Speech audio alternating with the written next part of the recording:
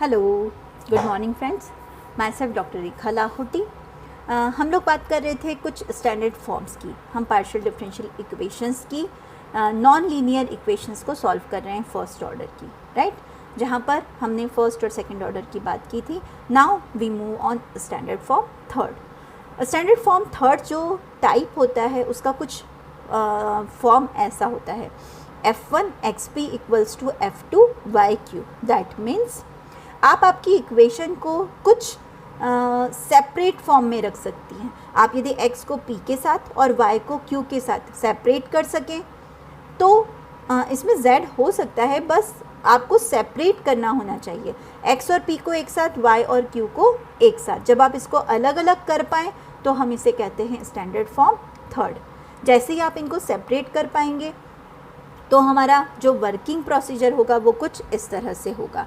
जैसे ही आप सेपरेट कर पाएंगे, हम क्या करते हैं, इन दोनों इक्वेशंस को किसी एक आर्बिटरी कांस्टेंट के रूप में मान लेते हैं। वो कुछ भी कांस्टेंट हो सकता है। आप ए स्क्वायर आपकी इक्वेशन को जो इजी लगे आप उस तरह से मान सकते हैं। तो हमने क्या किया, let assume both equations are equal to arbitrary constant A. Then जब आप इसको फर्स्ट को इक्वल लेंगे तो यहाँ से आप p की वैल्यू निकाल लेंगे। तो p is the any function of x and a। Similarly we find q, it is the function of f2। आप सॉल्व कर लेंगे इसको और ये आपको मिल जाएगा किसी फंक्शन y और a के फॉर्म में, राइट? अब हमें पता है कि टोटल डिफरेंशिएशन जब आप करते हैं किसी भी फंक्शन का, जो किसी भी फंक्शन के, जैसे z का आप निकाल रहे हैं टोटल, ये x और y का फंक्शन है, तो आप सॉल्व करेंगे तो क्या बन जाएगा आपकी इक्वेशन पार्शियल से टोटल में, dz equals to p dx plus q dy।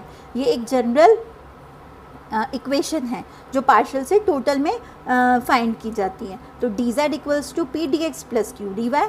आप p और q जो आपने यहाँ से सॉल्व किए हैं वो एक इस इक्वेशन में पुट कर दें, p एंड q। जैसे ही आप यहाँ पर पुट करेंगे आपकी इक्वेशन dz में आ जाएगा कुछ फंक्शन, और आप इसको सिंपली इंटीग्रेट करके आपका z कैलकुलेट कर सकते हैं, जो आपका x और y में आ जाएगा। तो ये आपका बहुत सिंपल सा छोटा सा मेथड है। बस शर्त यही है कि आपका स्टैंडर्ड फॉर्म आपका सेपरेट हो सके x और y में और p और q में। तो आपकी स्टेप्स क्या होगी finally, short steps. First, put both the sides of the given equation separable, like आपका x और p और y और q यदि सेपरेट हो जाता है, आपका फंक्शन सेपरेबल है। तो सेकेंड स्टेप, आपको क्या करना है, दोनों इक्वेशन के इक्वल में कोई एक आर्बिटरी कांस्टेंट a मान लेना है, राइट? तो आपने एक आर्बिटरी कांस्टेंट मान लिया। Third step, solve these for p and q। आप p और q को अलग अलग कांस्टेंट के इक्वल में लेकर वैल्यूज़ निकाल लीजिए, वहाँ से आपके पास p और q आ जाएगा। लास्ट सब्स्टिट्यूट करें आप आपके dz equals to p dx plus q dy में। यहाँ आप p और q की वैल्यू पुट कर दीजिए और आप सॉल्व करेंगे तो आपका सिंपल सा dz मिल जाएगा, और आपका इसका इंटीग्रेशन जो भी होगा उसके थ्रू आप dz सॉल्व करके z में आंसर आ जाएगा। एक क्वेश्चन के अकॉर्डिंग आपको बहुत सिंपली समझ में आ जाएगा। एकदम छोटा सा सिंपल सा क्वेश्चन है, आपको दिया solve p q equals to x y. जैसे ही हमने क्वेश्चन को देखा हमें समझ में आ गया पी क्यू एक्स वाई है, यहाँ पर x और y आ रहा है, तो ये स्टैंडर्ड फॉर्म थर्ड को ही फॉलो करता है, राइट? अब यहाँ से वेरिएबल को सेपरेट कर दीजिए आप, p के साथ x लेना है, q के साथ y को लेना है। तो आपने कुछ आपके इस फॉर्म को इस तरह से बदला, p x y q। अब ये आपके स्टैंडर्ड फॉर्म थर्ड को फॉलो करता है, राइट? तो थर्ड फॉर्म क्या कहलाता है हमारा, x और p, y और q सेपरेट हो सकता है, तो हम इसे स्टैंडर्ड फॉर्म थर्ड कहेंगे। और हमने क्या किया, दोनों को एक कांस्टेंट के इक्वल में एज्यूम कर लिया। तो p by x equals to y by q equals to a। That is the main step. आपको यहाँ से दोनों को इक्वल करना है किसी एक कांस्टेंट के बराबर में। यहाँ से आप फर्स्ट 2 को ले लें, p by x equals to equal लें तो p की वैल्यू आ जाएगी आपके पास x से।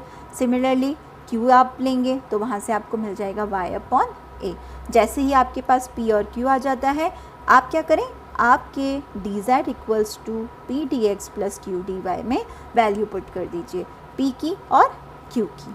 जैसे ही आप यहाँ पर आपकी वैल्यूज़ पुट करेंगे आपका क्वेश्चन कुछ ऐसे चेंज हो जाएगा और ये आपका इक्वेशन कुछ इस तरह से बन गया। D z equals to p की वैल्यू थी आपके पास एक्स ए डी एक्स, आपके पास क्यू की वैल्यू थी y upon a d y. यहाँ से आपने इंटीग्रेट किया और वैल्यूज़ को सॉल्व कर लिया। तो यहाँ से इंटीग्रेट किया आपने, डी जेड से जेड हो गया, एक्स का एक्स स्क्वायर बाय 2, वाई का वाई स्क्वायर बाय 2 और आपका इंटीग्रेशन कांस्टेंट इज़ बी। आप यहाँ बी सी कुछ भी ले सकते हैं और यहाँ से आपका सिंपल सा इक्वेशन सॉल्व करके कंप्लीट सोल्यूशन मिल गया। तो सी एस क्या हुआ हमारे पास, 2az equals to a square x square plus y square plus b. Similarly एक और एग्जाम्पल लेते हैं हम, ये भी बहुत सिंपल सा और आसान है, जो अक्सर क्वेश्चन में पूछा गया है, पेपर्स में पूछा है। Z square equals to p square plus q square equals to x square plus y square. यहाँ पर हम क्या करेंगे, जेड को डिस्ट्रीब्यूट करके इन वेरिएबल्स को सेपरेट करने की कोशिश करते हैं कि क्या p और x एक साथ हो सकता है, क्या y और q एक साथ हो सकता है। तो हमने क्या किया, z square p square minus x square कर दिया, यहाँ से y square minus z square q square कर दिया। अब यहाँ पर हम डायरेक्ट भी सॉल्व कर सकते हैं और हम z और p को log z और मानकर सेम भी कर सकते हैं, जैसे मैंने अगले क्वेश्चन में किया है। यहाँ पर हम डायरेक्ट भी कर सकते हैं। यहाँ पर हमने क्या किया, जब वेरिएबल सेपरेट हो गए x और p और y और q में अलग अलग, तो हमने इन दोनों के इक्वल में एक कांस्टेंट मान लिया a स्क्वायर। फर्स्ट को लिया, सॉल्व किया, तो यहाँ से हमारे पास p की वैल्यू आ गई root X square plus A square upon Z. Similarly जब हमने q के लिए सॉल्व किया तो हमारे पास वैल्यू q की आ गई root of y square minus A square upon z. अब क्या करेंगे दोस्तों, p और q दोनों आपके पास हैं, तो हमारा जो आंसर होता है last, total differentiation d z equals to p d x plus q d Y.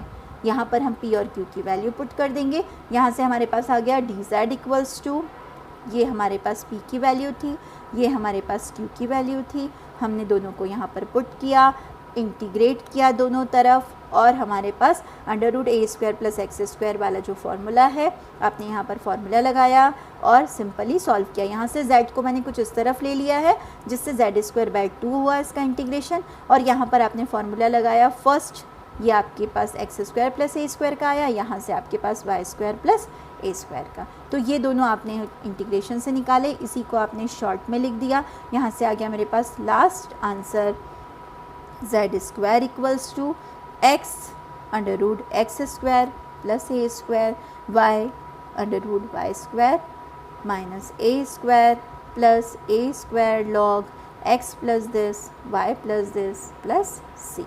तो ये आपका सिंपल सा प्रोसीजर होता है, आपको कुछ नहीं, केवल p और x कैलकुलेट करने होते हैं और हमें d z equals to p d x plus q d y में पुट करना होता है। अब एक कुछ ऐसा क्वेश्चन जिसमें आपको इक्वेशन को थोड़ा सा टर्न करना हो, राइट। तो ये आपका अक्सर बहुत अच्छे क्वेश्चंस होते हैं जो अक्सर आते हैं। क्वेश्चन कुछ इस तरह से है, आपका question x square y cube p square q equals to z cube, right. अब जैसे हमारे क्वेश्चन में हमें एक्स वाई पी क्यू सभी दिखाई दे रहे हैं। अब यहाँ पर पहली बात होती है, क्या वेरिएबल हम सेपरेट कर सकते हैं, x के साथ y, हमें x के साथ y लेना है और x के साथ p, z के साथ q, तो हम वेरिएबल सेपरेट कर लेते हैं। अब हमने यहाँ पर क्या किया, हमारी इक्वेशन से z को रिमूव करने की कोशिश की है और वो कुछ इस तरह से, आप क्या करिए, आपके स्मॉल z को आप कुछ नया कैपिटल Z मान लीजिए। हमने यहाँ पर एक नया एजम्पशन ले लिया है, capital Z equals to log Z, right.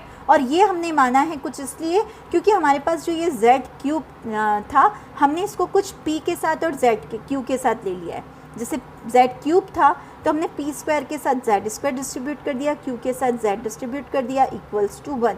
अब यहाँ पर हमने log माना है, log की वजह से ये p बाय z किसी नए p में बदल जाएगा, कैपिटल P में, जैसा हमने स्टैंडर्ड फॉर्म 2 में भी किया था। तो देखिए किस तरह से चेंज होता है, हमने यहाँ पर log z माना कैपिटल Z को, राइट। तो इसका डिफरेंशिएशन जो होता है वो क्या होता है, d z equals to 1 by z d z. अब यहाँ से जब हमने वेरिएबल चेंज किया तो हमारा p और q भी चेंज हो जाएगा। तो हमने p कैलकुलेट किया, p जो होता है basically dz del z by del x होता है। हमने यहाँ पर z को चेंज किया, स्मॉल z जो है वो कैपिटल Z में बदल गया है और capital Z upon del x। यहाँ से वैल्यूज़ को आपने पुट किया, p equals to small z dz by dx हो गया।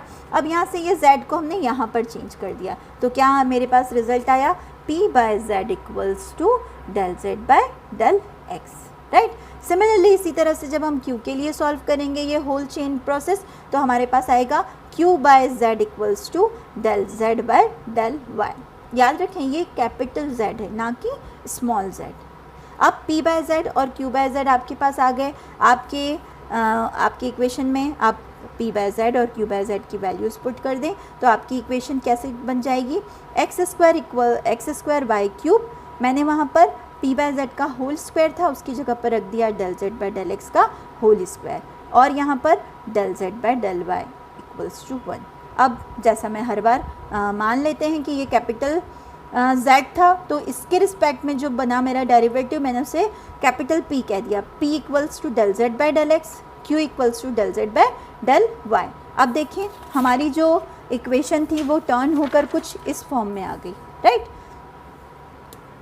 मैंने वहाँ पर p और q से रिप्लेस कर दिया, तो हमारी इक्वेशन बन गई x square y cube p square q equals to 1। अब जैसा वेरिएबल सेपरेट करना है मुझे, वेरिएबल को मैंने सेपरेट किया, x के साथ p रखा, y के साथ q रखा। अब जो हमारा स्टैंडर्ड फॉर्म है कौन सा, जिसमें फंक्शन x और p के साथ और y और q को हम यदि सेपरेट कर पाएँ तो ये कहलाता है स्टैंडर्ड फॉर्म थर्ड, जो कि हमें यहाँ पर मिल गया है। तो अब हमारा प्रोसेस शुरू होगा। वर्किंग प्रोसीजर होता है दोनों के बराबर हमें एक कांस्टेंट मानना होता है। तो अब आगे का सेम प्रोसीजर जैसे हमने अभी पिछले क्वेश्चन में किया था, आप दोनों जो भी फंक्शंस थे उनके इक्वल में एक कांस्टेंट मान लें।